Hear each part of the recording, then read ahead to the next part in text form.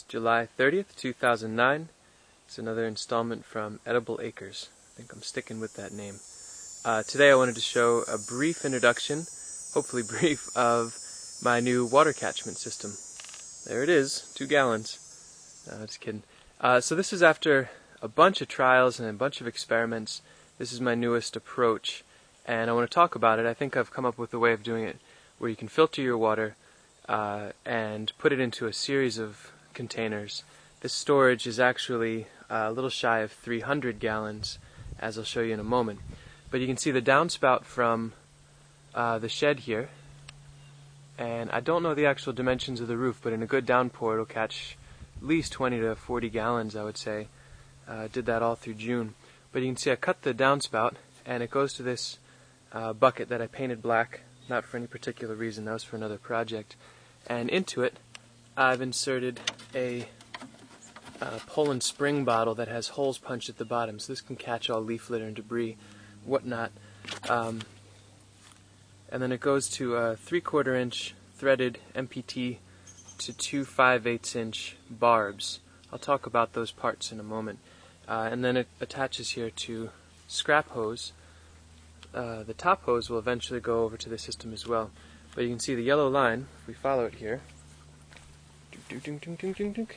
that at some point would be nice to have propped up. But it comes back to the actual water catchment system. It's still in its early stages. There's a lot more refining to be done, but you get the gist of it, maybe.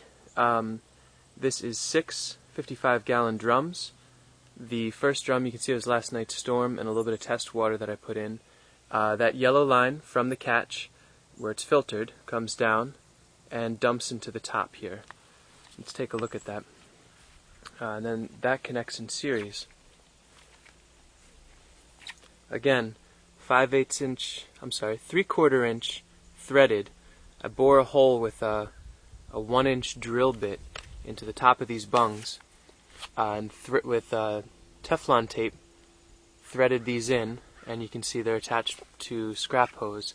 That's where the yellow line of water comes into the system, and then down at the bottom it goes in 2 directions. It either comes out this way, which goes to a little guy. Eventually I'm going to attach this to a ton of hose that goes and feeds these gardens with drip tape.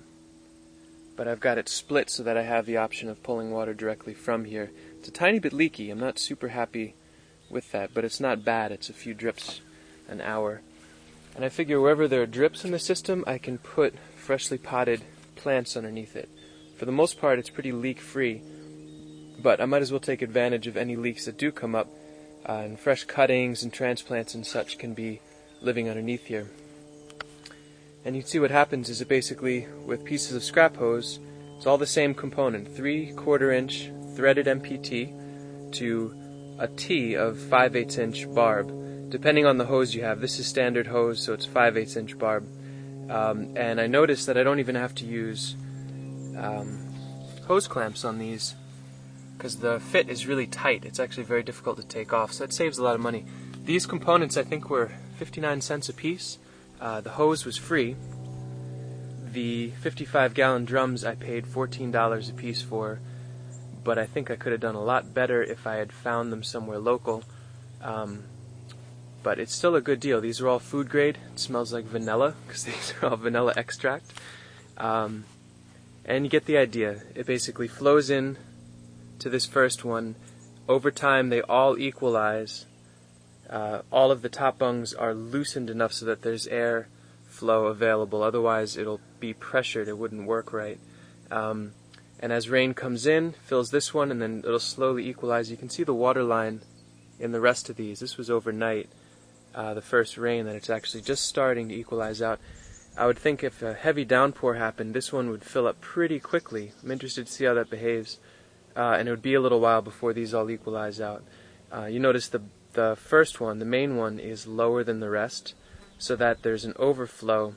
Eventually this will go to probably 100 or 200 foot long hose that comes out, is just slightly buried underground, and runs all the way downhill here, very faintly downhill, but to a pond that I'll install back in there. I'll hand dig a pond either in that area or over there where it's downslope, very rich soil to begin with, and it can accommodate that overflow.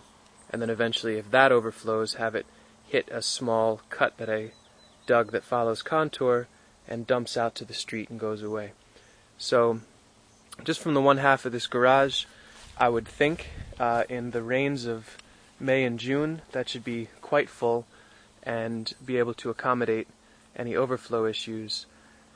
And eventually I could put another 1, 2, 3, 4, 5 on top if I wanted.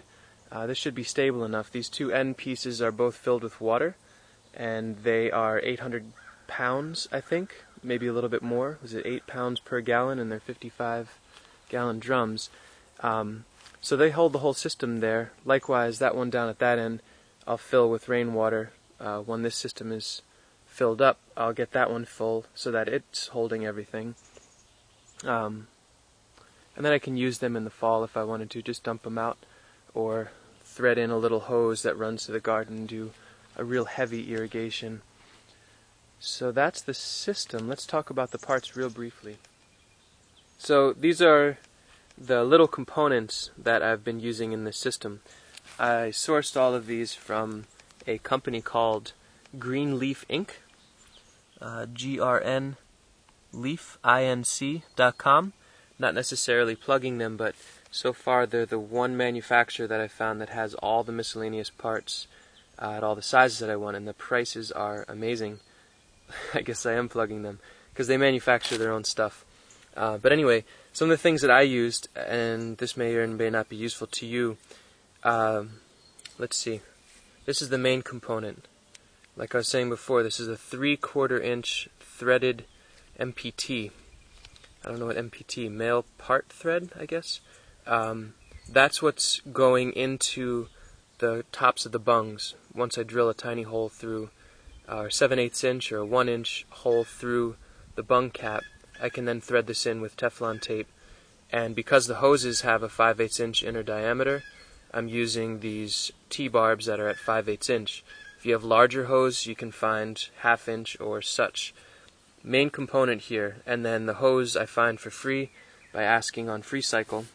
So far I've gotten probably 300 or 400 feet.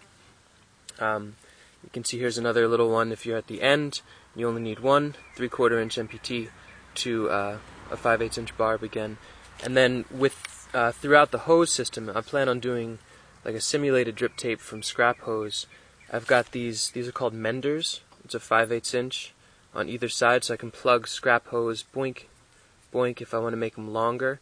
Or if there's a cut in it, I can cut the two on either side of the cut and mend it with these. And then this one is a T that's all 5/8 inch, so I can start connecting all the hoses in series.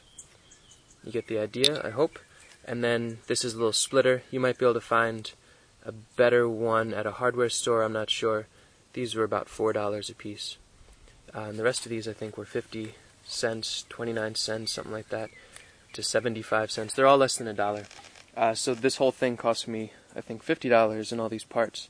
But that's enough to probably rig up maybe 2,000 or 3,000 gallons worth of water catchment.